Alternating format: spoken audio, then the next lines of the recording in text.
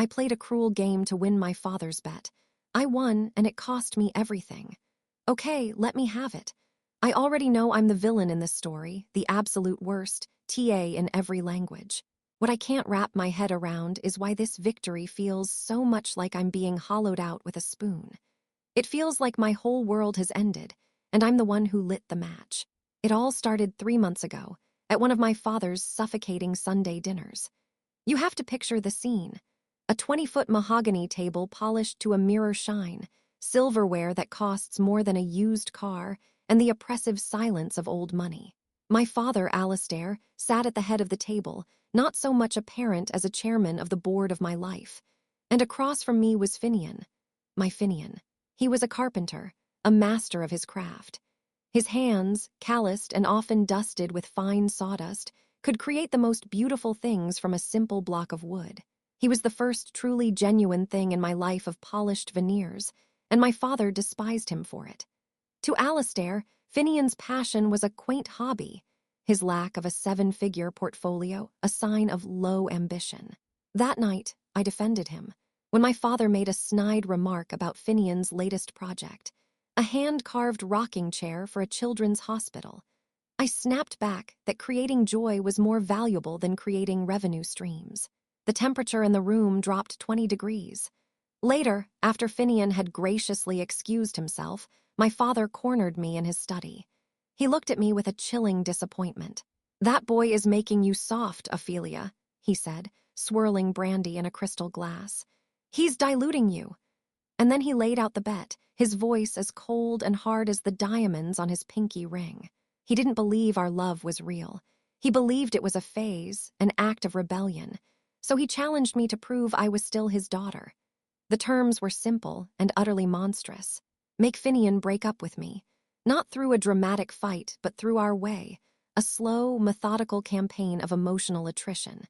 If I could make him walk away, proving I hadn't been assimilated, he would release my trust fund and sign over the shares in the company I'd always been promised. And the sickest part, I accepted. In that moment, surrounded by the symbols of the world I was raised in, I saw it as a game. A high-stakes strategic play. I was so arrogant, so sure of my ability to control the outcome. I thought I could win the bet, secure my future, and then simply explain it all to Finian. I'd apologize, whisk him away on a lavish trip, and he'd forgive me. Because he loved me. I was sure of it. I never once stopped to consider that his love wasn't a commodity I could pause and restart at will. My campaign began subtly. A slow-acting poison dripped into the foundation of our relationship. It wasn't about big fights. It was about 1,000 tiny cuts, each one calibrated to make him question his own worth. The beautiful, hand-turned walnut bowl he made for my birthday. The one I used to run my fingers over, admiring the grain. I moved it from the center of the coffee table to a dusty corner shelf, murmuring something about it being a bit rustic for the new decor. When he'd come home, smelling of cedar and accomplishment, eager to show me pictures of a complex joint he'd perfected, I'd give a distracted, "That's nice, honey," while scrolling through market reports on my phone. His victories, which were once our victories, became minor interruptions in my day. Affection became a tool. Where I once would have thrown my arms around him the moment he walked in the door, I now offered a sterile peck on the cheek, sometimes even subtly leaning away from the sawdust on his clothes. He started to hesitate before reaching for me, the uncertainty clouding his features. The physical distance was a mirror to the emotional one I was manufacturing. I took a particular, cruel pleasure in reframing his passion as a charming but unserious hobby. "It's just amazing what you can do with a simple piece of wood," I'd say in front of my friends, my tone dripping with condescension I knew only he could fully decipher. "So artisanal." The word hung in the air, a polite insult that painted him as a folksy craftsman, not the serious artist he was. One evening, my friend Beatrice asked him about a large commission he'd just landed, and before he could answer, I jumped in. "Oh, it's some rustic shelving for a new cafe. It keeps him busy." I saw the flicker of hurt in his eyes before he masked it with a tight smile. He tried to fight it, to pull us back to what we were. One Saturday, he suggested we recreate our third date, a picnic in the park with a cheap bottle of wine and a blanket. It was a simple, pure gesture, a lifeline. I cut it without a second thought. "I can't, Finn," I said, not even looking up from my laptop. "I have a networking brunch at the club. It's important." I made our history feel trivial compared to my manufactured ambition. Eventually, after weeks of this slow-burn torture, he cornered me in the kitchen. He looked exhausted, the confusion in his eyes now mingled with a deep, weary sadness. "Is everything okay, Afi?" he asked, his voice quiet. "You seem distant. Did I do something wrong? Just tell me, and I'll fix it." That was my cue to deploy the most insidious weapon in my arsenal, gaslighting. "Don't be so sensitive, Finn," I'd say with a dismissive little laugh. "I'm just stressed with work. You know how demanding it is. You can't expect me to be switched on all the time." I made his valid emotional responses sound like a weakness, a demand for attention I was too important to give. I was framing his love as a burden. The worst part is, I knew exactly what I was doing. This wasn't a subconscious sabotage. It was a meticulously executed strategy. In my mind, I had compartmentalized it. This wasn't Ophelia, the woman who loved Finian. This was Ophelia, the CEO, closing a difficult deal. I saw the light in his eyes dim a little more each day. I saw him stop sharing the small joys from his workshop. I was methodically dismantling the man I loved, piece by piece, and telling myself I was building a future. The truth is, I was just building a cage for myself, and I was too arrogant to see the bars. Finian had one red line, a boundary he had drawn with quiet, unshakable seriousness early in our relationship. It stemmed from a past betrayal, a wound he rarely spoke of. His ex had been insecure, constantly testing his loyalty with petty games and manufactured drama. "I need my partner to be my harbor, not my examiner," he'd told me one night, his voice raw with the memory of it. "I can handle anything but being played. Honesty is everything to me." I had held his hand, looked into his earnest, trusting eyes, and promised him he would never have to feel that way with me. And then, with a sociopathic level of calculation, I chose that exact wound to deliver the killing blow. Our 2-year anniversary arrived. I had almost forgotten, consumed as I was by the endgame of my father's bet. But Finian hadn't.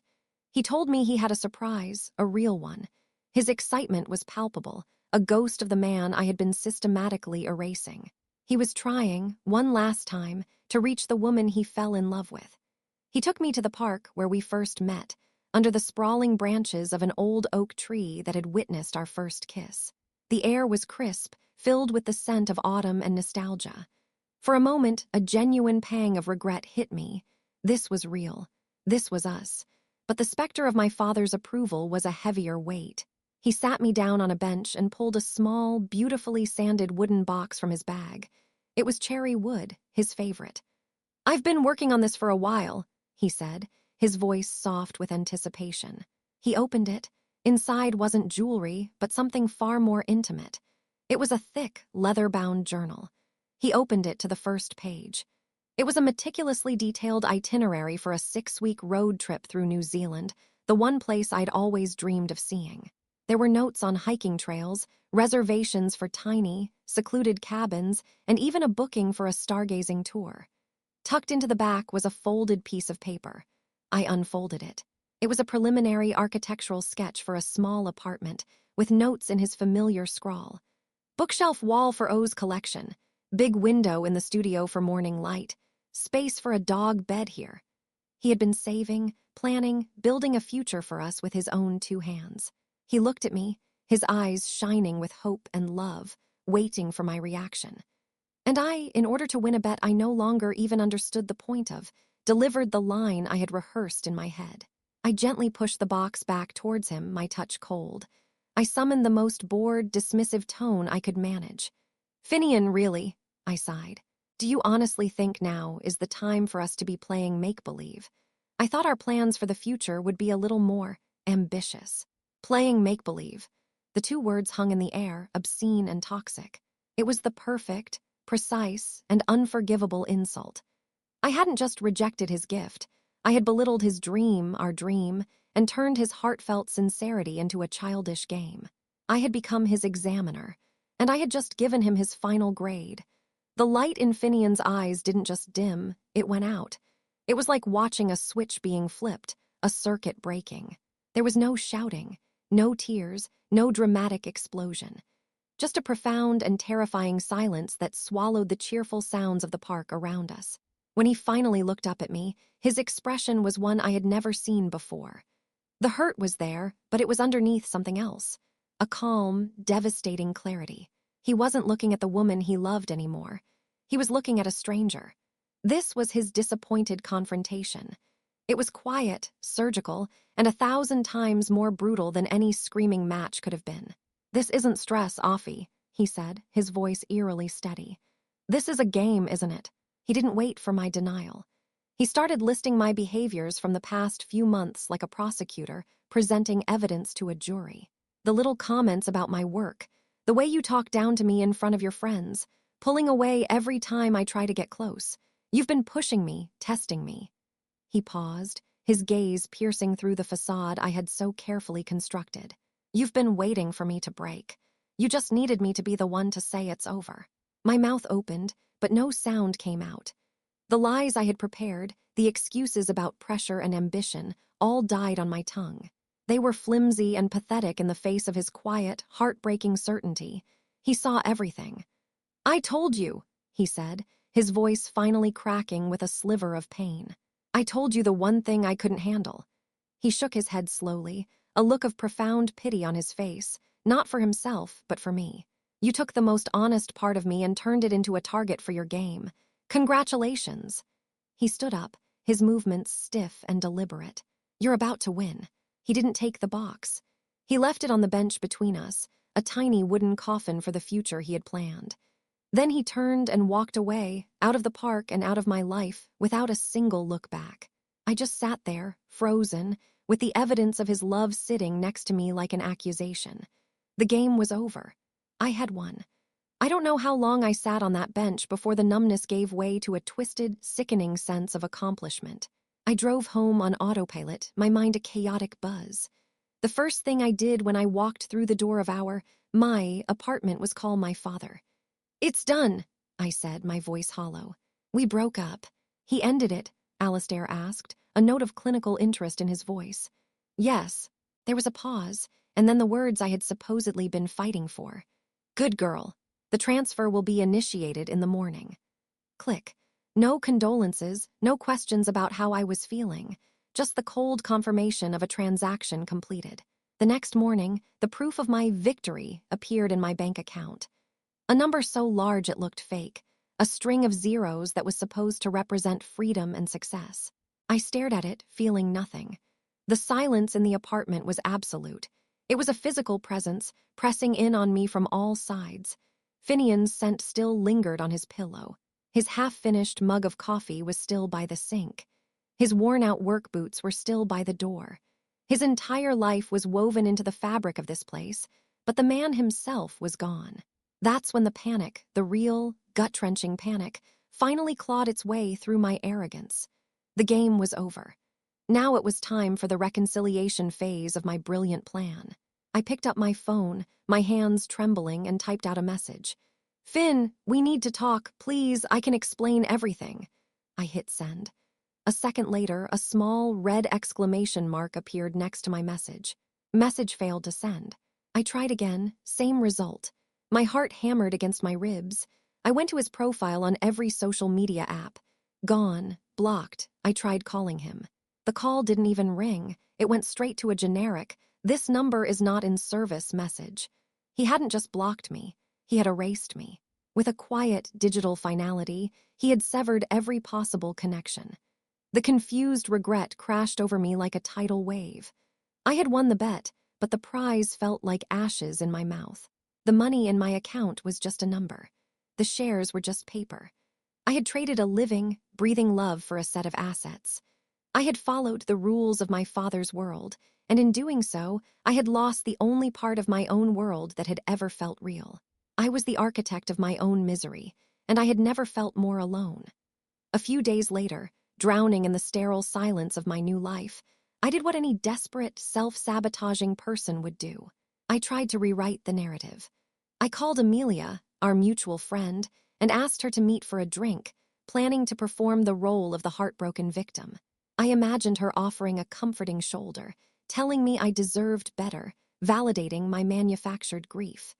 The reality was far more brutal. Amelia listened, her expression growing colder with every word of my carefully crafted sob story. When I finished, she didn't offer a hug. She just stared at me from across the table, her eyes filled with an emotion I wasn't used to seeing directed at me. Contempt. "Stop it, Ophelia," she said, her voice cutting through my performance. "Just stop. Don't you dare try to play the victim here. We all saw it." "Saw what?" I asked, my voice small. "We saw a good, kind man who adored you, and we saw you slowly, deliberately grinding him into dust for months," she said, her words like shards of glass. "The snide remarks, the public put-downs, the way you made him feel small. We saw it all. We just didn't understand why. But whatever the reason, you don't get to cry about it now. He's better off. You don't deserve him." Her blunt talk was the reality check I couldn't escape. There was no sympathy to be found. I had made my bed, and now I had to lie in it alone. Defeated, I went back to the apartment, the empty space now feeling like a mausoleum. I decided I had to get rid of his things. I couldn't stand the constant reminders. As I was clearing out the closet, I found his old toolbox tucked away in the back. I almost just threw it out, but something made me open it. Underneath the neat rows of chisels and hammers was something that didn't belong, an old, dented biscuit tin. My heart pounded as I lifted the lid. It wasn't filled with screws or nails. It was his treasure box. Inside was a small collection of memories. The ticket stubs from the first movie we ever saw, a faded Polaroid of us making goofy faces at a photo booth, a dried flower from our first anniversary picnic. My hands were shaking, and then I saw it at the very bottom, a small velvet ring box. I think I stopped breathing. With trembling fingers, I opened it. Inside, nestled on the black velvet, was a ring. It wasn't a diamond. It was something infinitely more precious. It was a simple band of dark walnut, polished to a soft gleam, with a thin inlay of shimmering maple. It was him. It was us. Tucked inside the band, I could just make out the tiny, branded letters of my initials. Beside the box was a folded piece of notepaper. I unfolded it. On it, in Finian's slightly clumsy handwriting, were the words he never got to say. "For when we see the Southern Cross in New Zealand." The air left my lungs in a gut-wrenching sob. This was the undeniable truth. He wasn't just planning a trip or a home. He was planning to ask me to be his wife. While I was playing a cruel game to win my father's money, he was preparing to give me his entire life. The weight of what I had done, of what I had lost, didn't just break my heart. It obliterated it. It's been a few weeks now, or maybe a month. The days bleed into one another in a gray, meaningless haze. I have the money. I have the shares. My father even gave me a rare, approving nod at our last Sunday dinner. I have everything I thought I wanted, and my life has become a beautiful, gilded prison. My nights are the worst. They're spent in a self-inflicted digital hell. I created a fake, anonymous social media account. No friends, no photos, a ghost in the machine for one purpose only, to watch him. It's a sick, obsessive ritual. I refresh his page, his friends' pages, anything that might offer a glimpse into the life he's living without me. For weeks, there was nothing. Then, last night, a new post. It wasn't from him, but from one of his friends, Amelia's husband. It was a group photo, taken around a bonfire at the beach. Laughter, friends, the warm glow of the fire. And there, in the center of the frame, was Finian. He was smiling, a real, unguarded smile that reached his eyes. The kind of smile I hadn't seen on his face in months. He had his arm wrapped around a woman sitting next to him. She was laughing, too, her head tilted towards his. And on the ring finger of the hand she had resting on his knee was a simple, unmistakable wooden ring. He hadn't thrown it away. He hadn't destroyed the symbol of a future I had shattered. He had just found someone else worthy of it. He took the future he had so lovingly planned for me, for us, and gave it to her. I dropped my phone as if it had burned me. The screen went dark, plunging my cavernous, empty apartment into blackness. The only light came from the city skyline outside my floor-to-ceiling windows, a cold, indifferent neon glow that illuminated nothing. I won my father's bet. And in doing so, I lost the only thing that ever made me feel like I had a home. I am the queen of a kingdom of ashes, and this is my hell.